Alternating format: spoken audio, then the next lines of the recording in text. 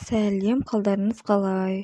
Кешегі ашқан YouTube каналымызға бүгін баннер қалай жүктейміз, соны көрсетеміз. Ол үшін сіздер басқан кезде дәл осындай болып тұрады. Содан жоғарғы жақтағы осы белгіні басуды өтінемін.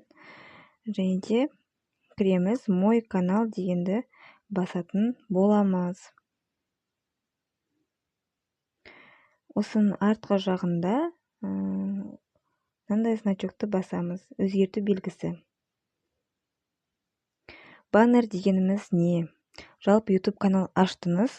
YouTube канал ашқаннан кейін осы жерге сіз атауын жазасыз. Өзіңіздің қандай канал, не канал екені, мысалға YouTube жайлы түсіресіз ба, бизнес жайлы түсіресіз ба, соның каналдың атын осы жерге қоясыз. Екінші псевдоним. Бұны ешкім көрмейді сізден басқа. Осы жерге тоже ауыстыруға болады. Келесі, бұл сіздің сілтемеңіз. Сілтемені осы белгі арқылы копировать етіп, басқа біреулерге жіберуіңізге болады.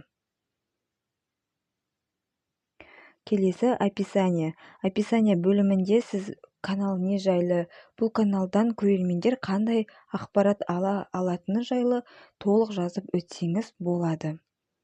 Және де жоғарғы жақтағы мына значок баннер. Бұның артына фото қоюға болады.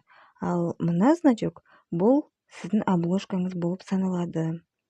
Кеттік, бастайық баннер қоюды. Сіз алдын ала дайындаған фотоңызды осы жерге қоюыңыз керек.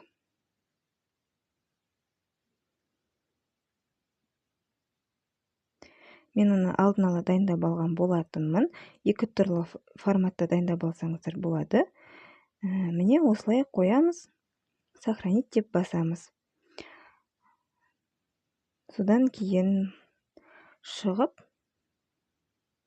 қайттан кірсеңіздер, арт жағында дәл осындай сіздердің каналдарыңыздың баннері дайын болды.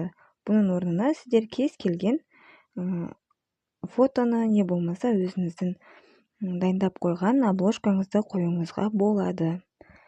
Жақсы, келесі сабақта кездескенше.